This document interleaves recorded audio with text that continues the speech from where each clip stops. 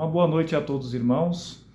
Nessa noite, trago aqui um assunto muito especial, muito importante para o nosso fortalecimento espiritual. E o título, o tema dessa mensagem é O Privilégio de Falar com Deus. E o texto para a base, eu gostaria de ler com os irmãos, se encontra no livro de Jeremias, capítulo 29, e versículo 12. Na minha tradução diz: então me invocarão, ou melhor dizendo, então me invocareis, passareis a orar a mim, eu vos ouvirei. Muito importante, muito bonito este versículo, né? Deus, ele fala, então me invocareis, passareis a orar a mim, e eu vos ouvirei. Então Deus promete ouvir todos aqueles que invocar a Ele, todos aqueles que orarem. E é justamente o que eu quero falar aqui esta noite. É o privilégio de falar com Deus. Através do quê? Através da oração. Pois, como está escrito, oração é nós falar com Deus assim como nós falamos com um amigo, né? E no princípio, o homem falava assim com Deus face a face.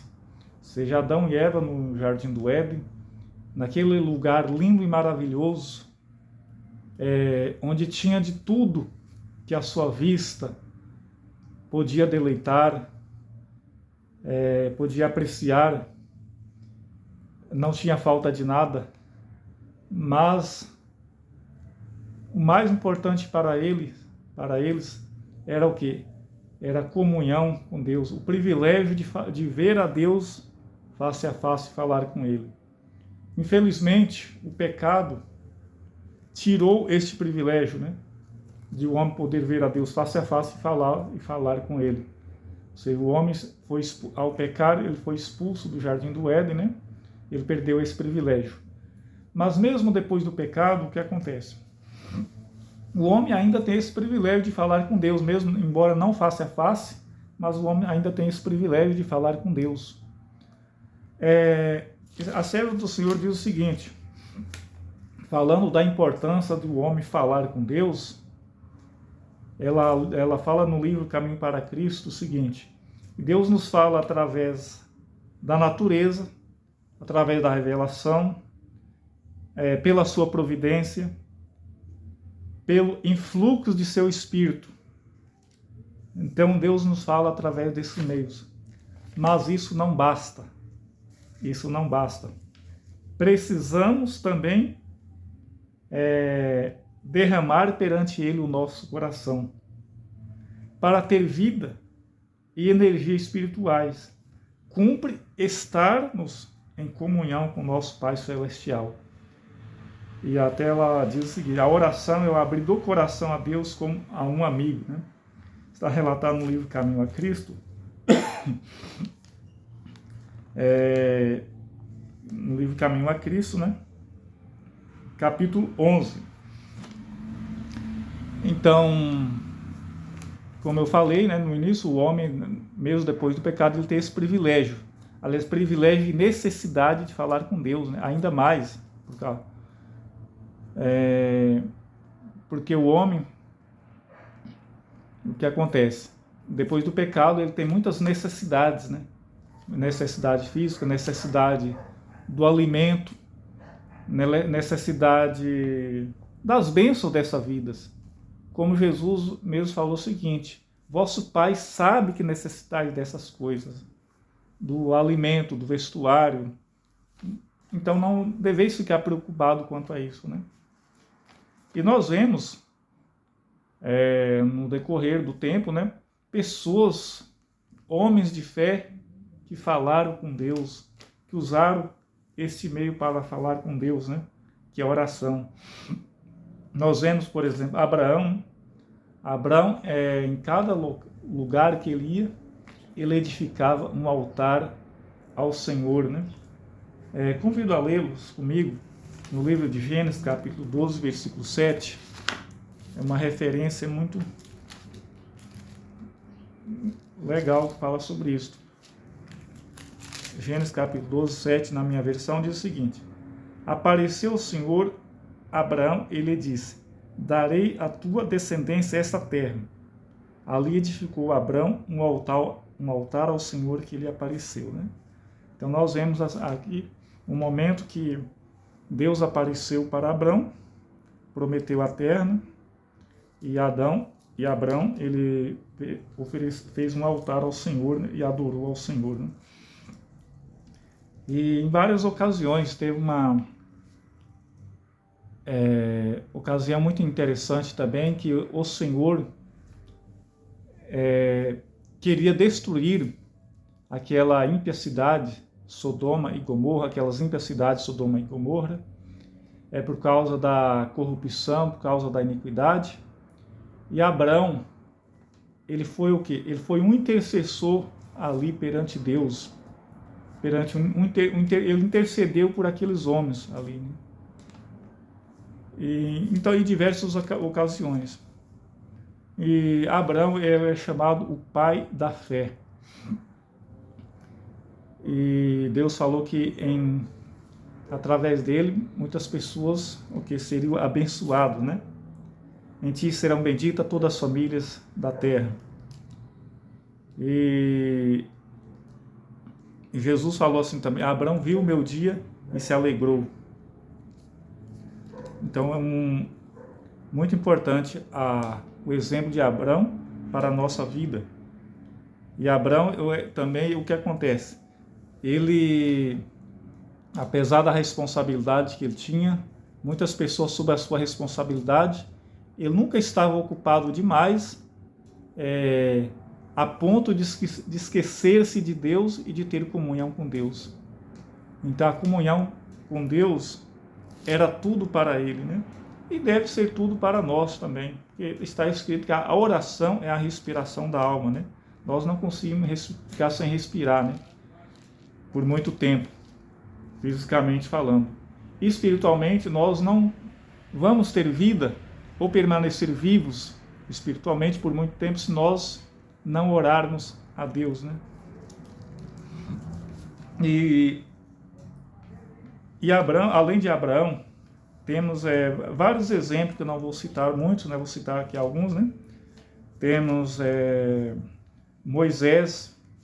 Moisés, ele foi um homem que teve uma comunhão profunda com o Senhor, uma comunhão profunda com Deus, e a tal ponto que ele teve o desejo de ver a Deus, né? Até certa vez falou assim: rogo-te que me mostre tua glória.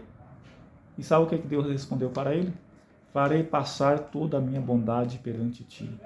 Muitas vezes o ser humano acha que a glória de Deus está relacionada simplesmente com a sua majestade, né? Com o seu grande poder, né? Com a sua face, com a sua presença. Mas a glória de Deus está relacionada também com o caráter de Deus, com o amor e a bondade de Deus para com o ser humano, né? E aí mostra também que Deus falou o seguinte: Jeová, o Senhor, Deus misericordioso e piedoso, tardio em iras, grande em misericórdia, né? Que ao culpado não tem por inocente, né? Que visita a iniquidade dos pais sobre os filhos até a terceira e quarta geração, né?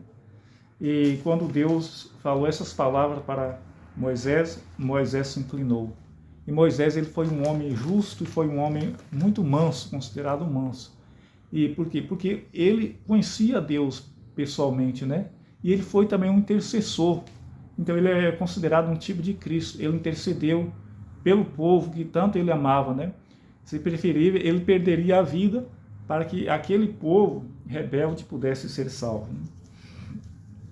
E além dele, né, temos também Daniel, né? Daniel, por exemplo, era um homem de oração, de grande responsabilidade naquele império de Babilônia, né?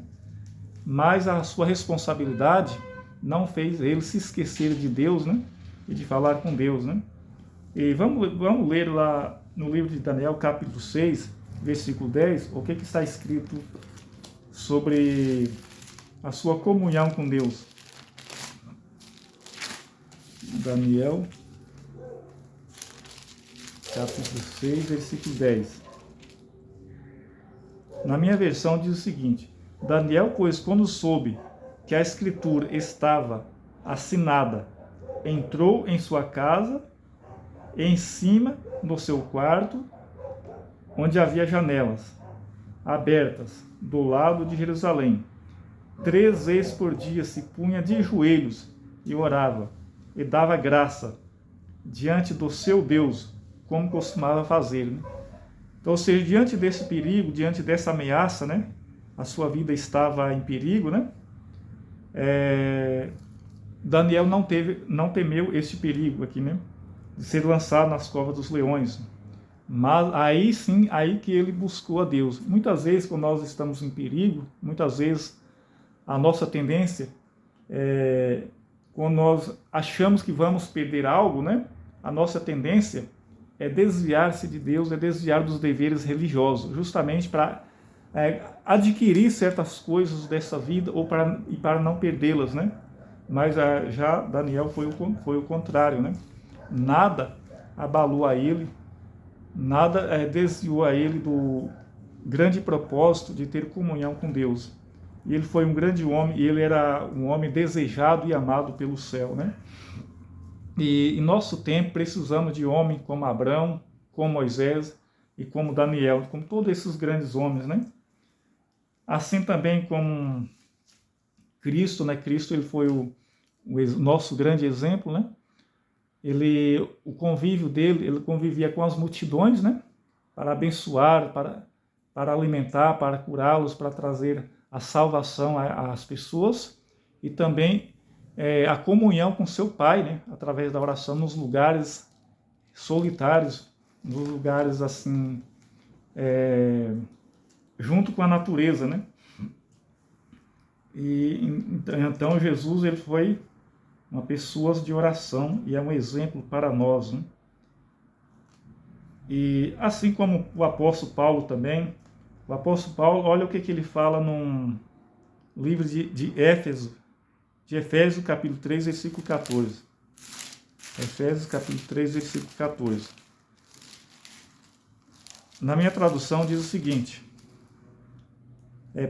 por essa causa me ponho de joelho diante do Pai, de quem tomou o nome toda a família, tanto no céu como sobre a terra, para que, segundo a riqueza da sua glória, vos conceda que sejais fortalecido com poder mediante o seu Espírito no homem interior, e assim habite Cristo no vosso coração pela fé, estando vós arraigados, alicerçados em amor, a fim de poder compreender com todos os santos qual que é a largura, o comprimento e a altura e a profundidade, e conhecer o amor de Cristo que excede todo o entendimento, para que sejais tomados de toda a plenitude de Deus.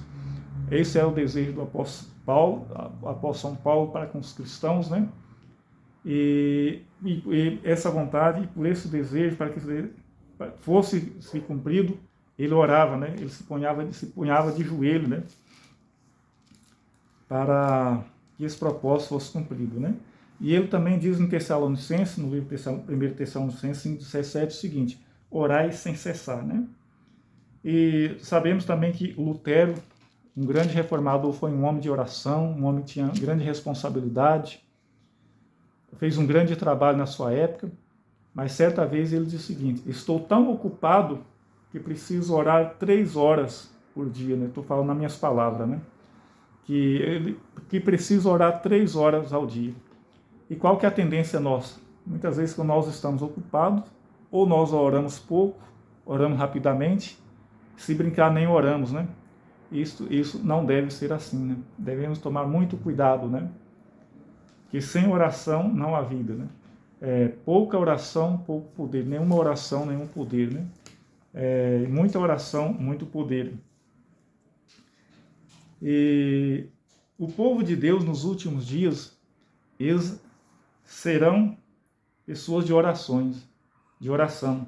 Aliás, devido ao grande perigo, os grandes perigos, né, as dificuldades, as tribulações dos últimos dias, somente através da oração é que eles poderão estar em pé perante Deus. E a Ellen White, ela diz no livro Comportou o Evangelista o seguinte, né? Que nenhuma dor se desprende, desgosto algum magoa a alma, sem que sua vibração se faça sentir no coração do Pai. A toda sincera súplica, ele responde, eis-me aqui. Né? Então Deus responde a oração sincera, né? Sincera súplica, eis-me aqui. Né? E Jesus fala que Deus está mais disposto a dar o Espírito Santo àqueles que lhe pedem do que pais terrenos a dar dádivas ou dar presente para os seus filhos, né? E nós, como indivíduo, como povo, necessitamos o quê? A Ellen White, ela fala que necessitamos de um reavivamento, uma reforma em nossa vida, né? Um reavivamento, uma reforma. E para que esse reavivamento ocorra, é necessário o quê? É necessário uma vida de oração. Olha o que ela diz no livro Mensagem Escolhida, volume 1, página 121, no capítulo 3. Só podemos esperar um reavivamento em resposta à oração. Nosso Pai Celeste está mais disposto a dar seu Espírito Santo àqueles que lhe o peçam do que pais terrenos estão a dar boas dádivas a seus filhos. Cumpre-nos por mediante confissão, humilhação, arrependimento e fervorosa oração, cumprir as condições estipuladas por Deus em sua promessa, para concedermos sua bênção. Então só podemos esperar um reavivamento em resposta à oração. Né? E vindo o reavivamento, a reforma também, ela virá, né? Então somente em oração. E somente pessoas de oração poderão subsistir neste tempo perigosos, né? Nos últimos dias da história terrestre. E porque sem oração ninguém poderá subsistir, né? Então, no tempo de angústia também, o povo de Deus, eles vão orar a Deus, terão comunhão íntima com o Pai, né? Com o Pai, com o Filho. Né? E inclusive, assim, né, no tempo de angústia, num tempo que uma angústia que nunca houve desde que há nação até aquele tempo, os salvos, eles ficaram na incerteza sobre a sua condição, se estará salvo ou perdido, se foi perdoado ou não, né? Quando então Jesus se manifestará e Jesus dirá, a minha graça vos basta, né? Mas antes disso, o que acontece? O povo, eles ficarão naquela incerteza, ficarão em íntima comunhão, confessamos os seus pecados e orando a Deus, né? Até obter essas preciosas palavras de Jesus, né? E o que acontece? Então o povo de Deus subsistirá nesse tempo, né? Os fiéis, eles vencerão, né? Através da comunhão com Deus e através da oração. E mesmo depois que os salvos forem levados para os céus, até lá na eternidade, o homem ele terá o grande privilégio de falar com Deus. E não só assim não da forma como vemos hoje, obscurecida pelo pecado, através do véu obscurecedor, né? Mas o homem terá o privilégio de falar com Deus face a face, né? Assim como no princípio. Por quê? Porque o pecado estará banido para sempre, né? O pecado, pecadores serão destruídos, não se levantarão por duas vezes angústias, as coisas velhas estarão esquecidas, né? Tudo se fez novo, né? E para concluir, quero ler aqui dois pensamentos da Ellen White. Ela vem confirmando aquilo que eu estou falando, né? Dos salvos no céu, né? Na eternidade. Nela não vi tempo, porque o seu tempo é o Senhor Deus Todo-Poderoso e o Cordeiro. Ela cita Apocalipse 21, 22. O povo de Deus é privilegiado em manter aberta comunhão com o Pai e com o Filho. Agora vemos por espelho em enigma. Ela cita a passagem do apóstolo Paulo, né, em 2 Coríntios 13, 12. Ou seja, agora nós falamos com Deus, nós temos comunhão, né, com a divindade, através do quê? Através de um espelho, porque não podemos ver a Ele. Mas este véu, ele será tirado e poderemos vê-lo face a face. E mesmo não tendo as necessidades desta vida, não tendo sofrimentos dessa vida, mas vamos falar com Ele e vamos continuar desenvolvendo e crescendo, né? Crescendo até a estatura original, né? E será algo prazeroso, algo muito sublime e maravilhoso, né? E ela diz mais: hoje contemplamos a imagem de Deus refletida como que em espelho nas obras da natureza e em seu contato com os homens. Mas então nós o veremos face a face, sem um véu obscuro de entremeio. Estaremos em sua presença e contemplaremos a glória de sua face. Ali os remidos conhecerão como são conhecidos o amor e a simpatia que Deus implantou na alma, encontrarão ali o mais verdadeiro e suave exercício, a pura comunhão com seres santos e a harmoniosa vida social com os bem-aventurados anjos e com os fiéis de todas as eras, os quais lavaram as suas vestes se tornaram alvas no sangue do Cordeiro, os sagrados laços que reúnem toda a família no céu e na terra. Tudo isso ajuda a constituir a felicidade dos remidos, né? Então, o que acontece? Os salvos terão o privilégio de falar com Deus, com o Cordeiro face a face, de entreter comunhão com os anjos, com seres de outros mundos, seres não caídos, né? Um salvo de todas as eras, de todas as épocas que foram salvos pelo sangue do Cordeiro, né? E tudo isso será algo maravilhoso e sublime, né? E vai ajudar a constituir a felicidade dos remidos. Aí eu faço a pergunta: você deseja estar lá, na eternidade, falando com o Pai, com o Cordeiro, com os salvos, com os anjos? É seu desejo estar lá? O meu, sim. Então, se for o seu desejo, então o que nós devemos fazer?